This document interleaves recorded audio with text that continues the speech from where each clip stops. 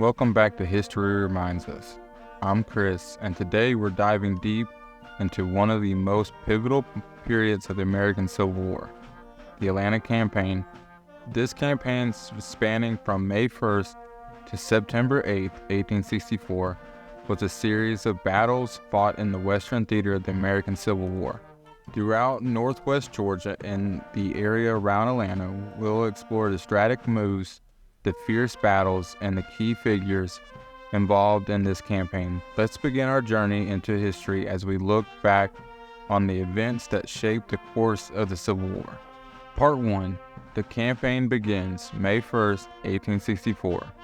The skirmish at Stone Church. The Atlanta campaign kicked off with a skirmish at Stone Church. Although this engagement was relatively minor, it marked the beginning of what would become a relentless series of conflict. Union forces under the command of General William T. Sherman aimed to penetrate the Confederate defenses and push towards Atlanta, a crucial industrial and railroad hub for the Confederacy. The Union strategy focused on leveraging their numerical superiority and logistical advantages to outmaneuver and weaken the Confederate defenses systematically. May 2nd, 1864, skirmishes at Lee's Crossroad and Ringgold Gap. The following day, skirmishes at Lee's Crossroad near Tunnel Hill and Ringgold Gap continued the initial probing action by Sherman's forces. These skirmishes test the strength and position of the Confederate troops, allowing Union forces to gather valuable intelligence on enemy movements and fortifications. May 4th, 1864, Major General Frank P. Blair, Jr. takes command. On May 4th, Major General Frank P. Blair, Jr. assumed command of the 17th Army Corps. His leadership would play a significant role in the upcoming battles. That same day, a skirmish occurred on the Vernon's Station Road, continuing the pattern of consistent engagements as both sides maneuvered for advantage. May 5th through the 7th, 1864, Tunnel Hill. Skirmishes near Tunnel Hill persisted over several days. The Union forces were attempting to breach the Confederate defenses at this strategic point. The terrain and fortifications made it a challenging target, but Sherman's persistent pressure and strategic use of his forces gradually weakened the Confederate hold on the area. Part 2. Demonstrations and Major Battles. May 8th through 11th, 1864. Demonstration against Rocky Face Ridge. From May 8th to May 11th, Union forces conducted a demonstration against Rocky Face Ridge. This involved several combats, notably at Buzzard Roost, also called Mill Creek Gap and Dug Gap. These actions were part of Sherman's strategy to distract and divide the Confederate forces. The rugged terrain and fortified positions provided the Confederates with a strong defensive advantage, but Sherman's use of flanking maneuvers and flints aimed to outmaneuver these defenses. May 8th through the 13th, 1864. Demonstration against Resaca. Simultaneously, another demonstration took place against Resaca. This series of combats included engagements at Snake Creek Gap, Sugar Valley, and near Resaca. These movements aimed to outflank the Confederate positions and cut their supply lines. By threatening multiple points simultaneously, Sherman forced the Confederates to spread their defenses thin, creating opportunities for breakthroughs. May 9th through the 13th, 1864. Demonstration against Dalton. Sherman continued his tactics of flints and diversions with a demonstration against Dalton, involving combats near Vernon Station on May 9th and May 12th, and at Dalton itself on May 13th. These actions were part of a larger strategy to confuse and destabilize the Confederate command structure, forcing them into a reactive posture. May 13, 1864, skirmish at Tilton. A skirmish at Tilton on May 13th marked another step in the Union's relentless advance. By this time, Sherman's forces were closing in on a key Confederate positions. The continued pressure and constant engagements kept the Confederate forces off balance and unable to mount a coordinated defense. May 14th through the 15th, 1864.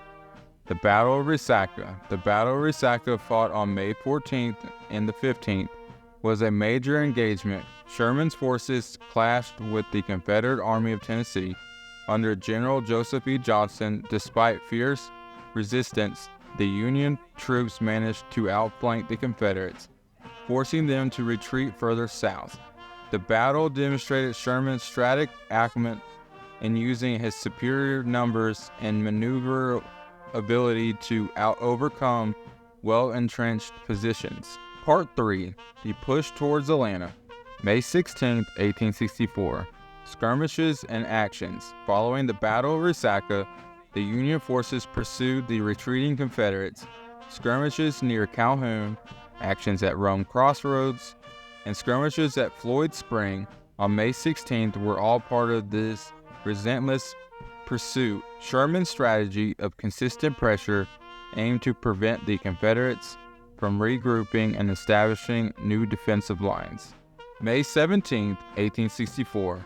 Engagement at Adairsville. The engagement at Adairsville on May 17th saw the Union forces continuing their southward push.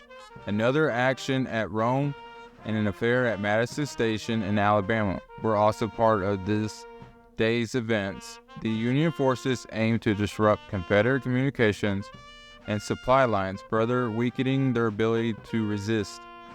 May 18th through the 19th, 1864. Combats near Kingston and Cassville.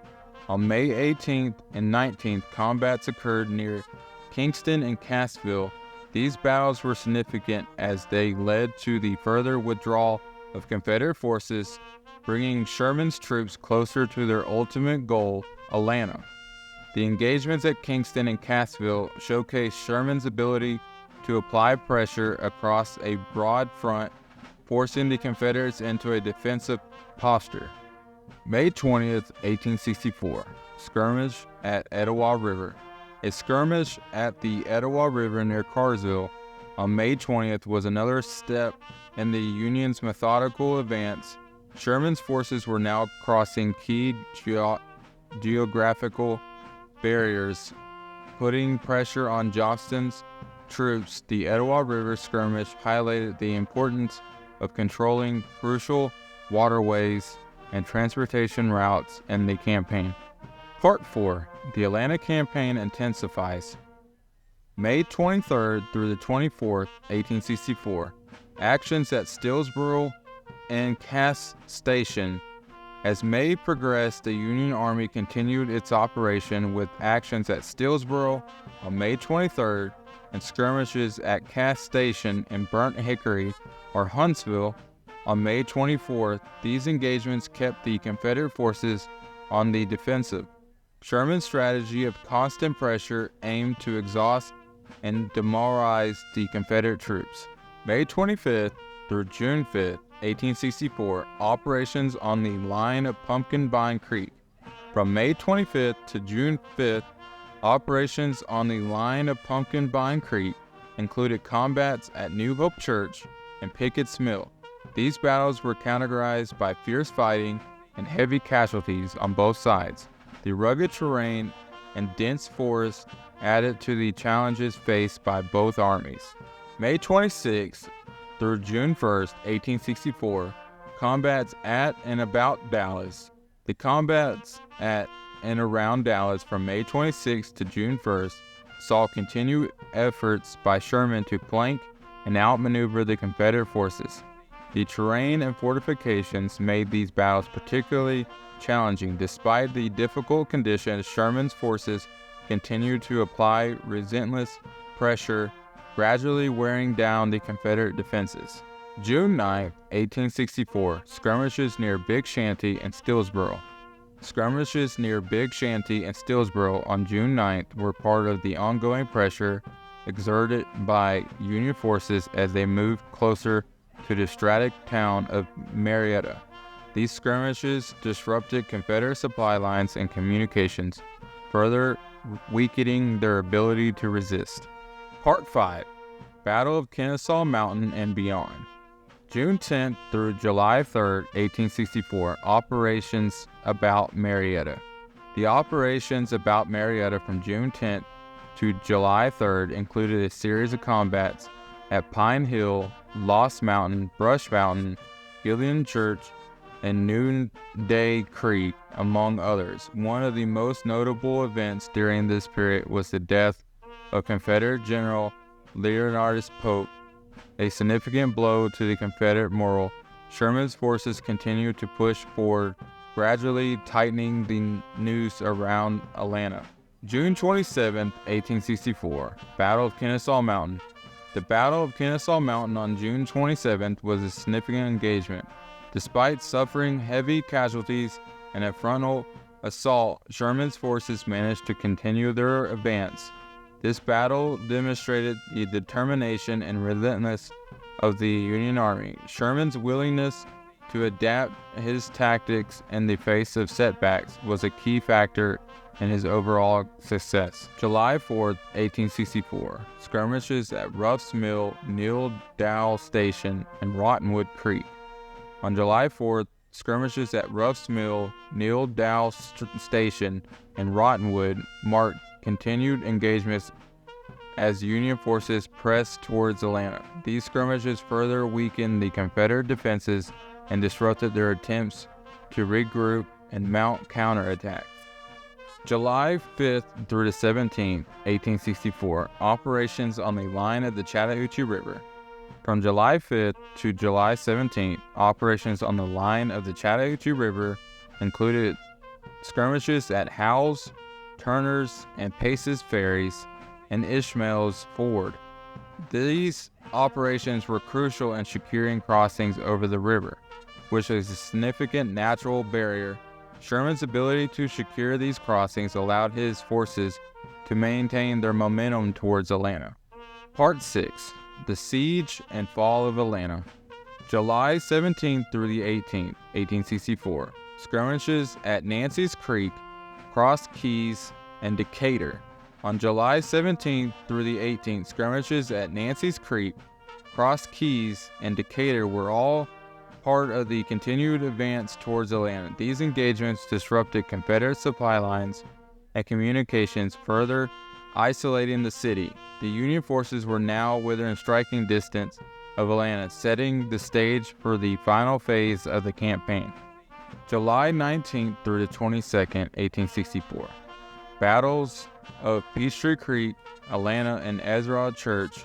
The battles of Peachtree Creek on July 19th through the 20th, Atlanta on July 22nd, and Ezra Church on July 28th were significant engagements that brought Sherman's forces closer to their goal.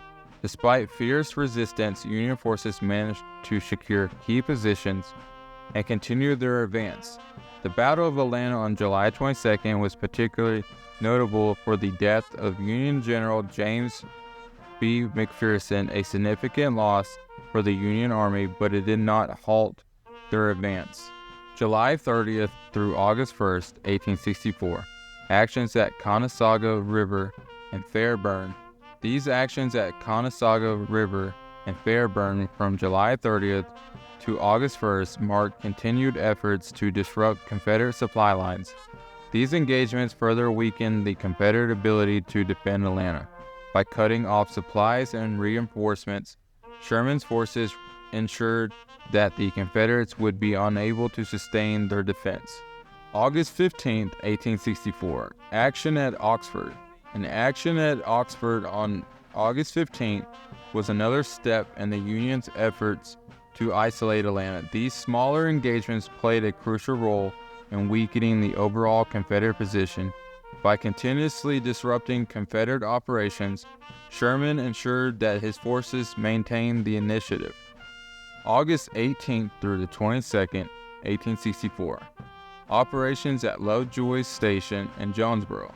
From August 18th to August 22nd, operations at Lovejoy Station and Jonesboro were crucial in cutting off the last major railroad supplying Atlanta. These engagements marked the final phase of the campaign. By severing the Confederate supply lines, Sherman effectively isolated Atlanta, making its fall inevitable. September 1st, 1864, fall of Jonesboro and evacuation of Atlanta. The fall of Jonesboro on September 1st marked the decisive end of the Confederate defense. That same day, the evacuation of Atlanta began. Confederate forces, recognizing the futility of further resistance, began to withdraw.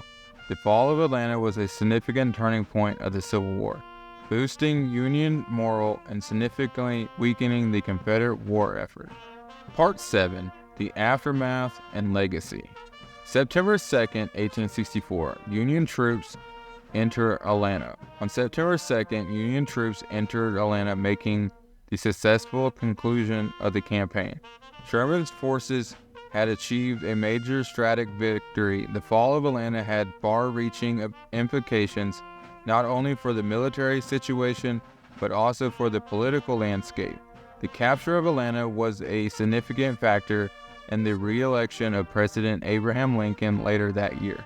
September 8, 1864, Sherman orders evacuation of civilians.